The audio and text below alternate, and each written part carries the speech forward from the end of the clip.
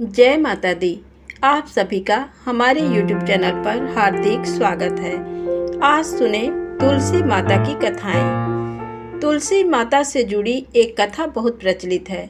श्रीमद् देवी भागवत पुराण में इनके अवतरण की दिव्य लीला कथा भी बताई गई है। एक बार शिव जी ने अपने तेज को समुद्र में फेंक दिया था। उससे एक महातेजस्वी बालक ने जन्म लिया। ये बालक आगे चलकर जालंधर के नाम से पराक्रमी दैत्य राजा बना। इसकी राजधानी का नाम जालंधर नगरी था। दैत्यराज कालनेमी की कन्या वृंदा का विवाह जालंधर से हुआ। जालंधर महाराक्षस था। अपनी सत्ता के मद में चूर उसने माता लक्ष्मी को पाने की कामना से युद्ध किया, परंतु समुद्र से ही उत्पन्न होने के कारण माता लक्ष्मी ने उसे अपने भाई के रूप में स्वीकार किया। वहां से पराजित होकर वह देवी पार्वती को पाने की लालसा से कैलाश पर्वत पर गया। भगवान देवाधिदेव शिव का ही रूप धरकर माता पार्वती के समीप गया, परंतु मां ने अपने योग बल से उसे तुरंत पहचान लिया तथा वहां से अंतर्ध्यान हो गई। देवी पार्वती ने क्रुद्ध होकर सारा वृत्तांत भगवान विष्णु को सुनाया। जालंधर की पत्नी वृंदा अत्यंत पतिव्रता स्त्री थी। उसी के पतिव्रत धर्म की शक्ति से जालंधर न तो मारा जाता था और न ही पराजित होता था। इसीलिए जालंधर का नाश करने के लिए वृंदा के पतिव्रत धर्म को भंग करना बहुत जरूरी था। इसी कारण भगवान विष्णु ऋषि का वेश धारण कर वन में जा पहुँचे, जहाँ वृंदा अकेली भ्रमण कर रही थी। भगवान के साथ दो मायावी राक्षस भी थे, जिन्हें देखकर वृंदा भयभीत हो गई। ऋषि ने वृंदा के सामने पल भर में दोनों को भस्म कर दिया। उनकी शक्ति देखकर वृंदा ने कैलाश पर्वत पर महादेव के साथ युद्ध कर रहे अपने पति जालंधर के बारे में पूछा। ऋषि ने अपने माया जाल से दो बानर प्रकट किए। एक बानर के हाथ में जालंधर का सिर था तथा दूसरे के हाथ में धड़। अपने पति की ये दशा देखकर वृंदा मूर्छित होकर गिर पड़ी। होश में आने पर उन्होंने ऋषि रूपी भगवान से विनती की कि वह उसके पति को जीवित करें। भगवान ने अपनी माया से पुनः जालंधर का सिर धड़ से जोड़ दिया, परंतु स्वयं भी वह उसी शरीर में प्रवेश कर गए। वृंदा को इस छल का जरा भी आभास न हुआ।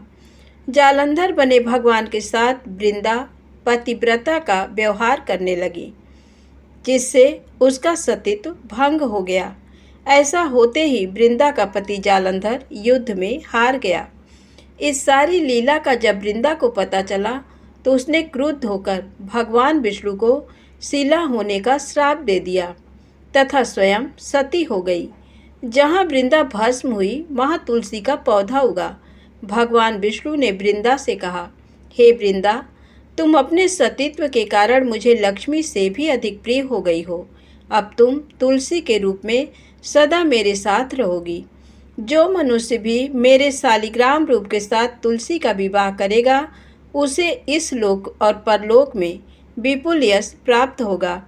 जिस घर में तुलसी होती हैं, वहाँ यम के दूत भी असमय नहीं जा सकते। गंगा व नर्मदा के जल में स्नान तथा तुलसी का पूजन बराबर माना जाता है, चाहे मनुष्य कितना भी पापी क्यों ना हो। मृत्यु के समय जिसके प्राण मंजरी रहित तुलसी और गंगा जल मुख में रखकर निकल जाते हैं, वह पापों से मुक्त होकर वैकुंठ धाम को प्राप्त होता है। जो मनुष्य तुलसी व आंवलों की छाया में अपने पितरों का श्राद्ध करता है, उसके पितर मोक्ष को प्राप्त हो जाते हैं। तुलसी का पौधा यदि सूखने लगे तो देता है अशुभ संकेत। हिंदू धर्म में तुलसी को सबसे पवित्र पौधा माना जाता है। भगवान विष्णु की पूजा तुलसी के बिना अधूरा माना जाता है। इसके शुभ फलों को देखते हुए इसे घर के आंगन में लगाया जाता है। जिस घर में तुलसी का पौधा हरा भरा रहता है, वहाँ हमेशा खुशियों का वास रहता है। मगर जब तुलसी का पौधा मुरझाने लगे तो समझ जाएं कि माँ लक्ष्मी घर से जाने वाली हैं, क्योंकि तुलसी को विष्णु जी का प्रिय माना जाता है। इसलिए लक्ष्मी जी भी इनसे प्रसन्न रहती हैं।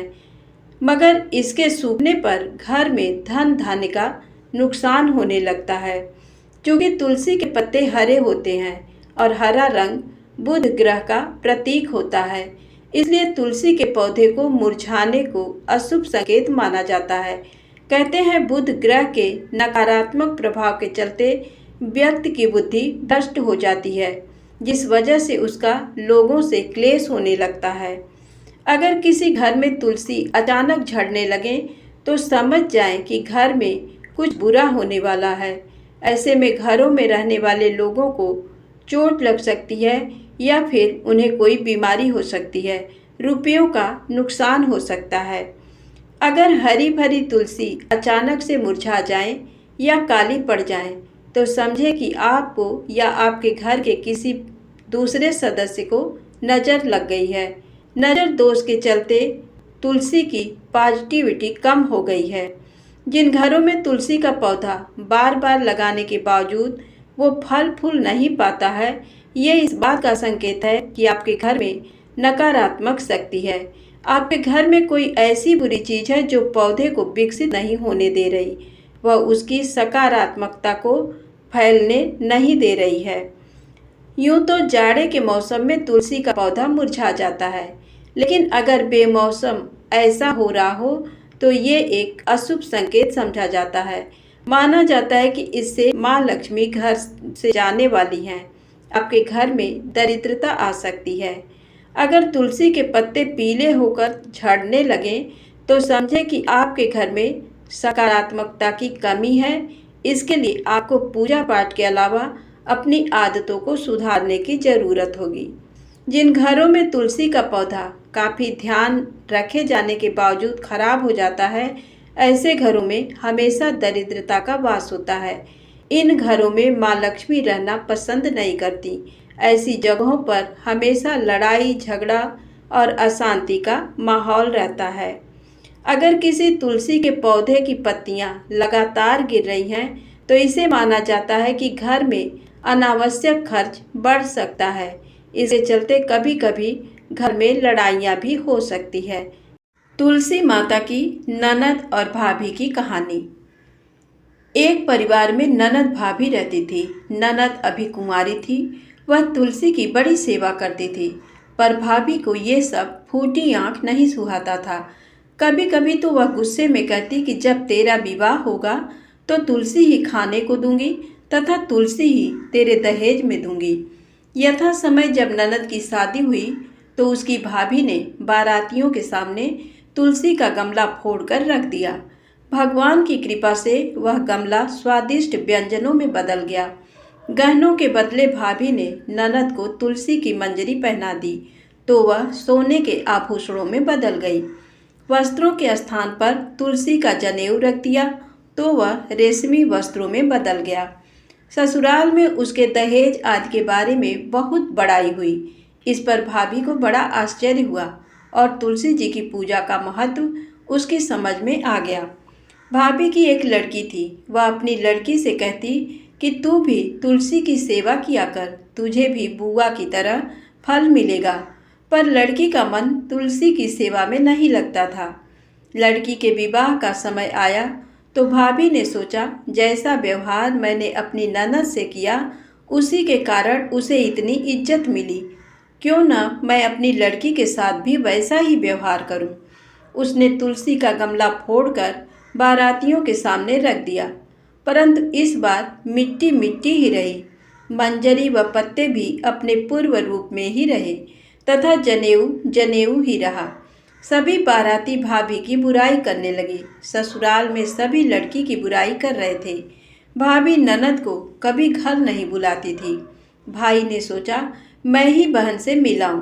उसने अपनी इच्छा पत्नी को बताई तथा सौगात ले जाने के लिए कुछ मांगा। भाभी ने थैले में जुआर भरकर कहा और तो कुछ है नहीं, यही ले जाओ। वह दुखी मन से चल दिया। भला बहन के घर कोई जुआर लेकर आता है। बहन के नगर के समीप पहुंचकर उसने एक गौशाला में गाय के सामने जुआर का थैला उलट दिया। तब गौपालक ने कहा, ए भाई, सोना मोती गाय के आगे क्यों डाल रहे हो। भाई ने उसको सारी बात बता दी तथा सोने मोती लेकर प्रसन्न मन से बहन के घर गया। बहन बड़ी प्रसन्न हुई। आगे सुने तुलसी माता और बुढ़िया माई की कहानी। एक बुढ़िया माई थी।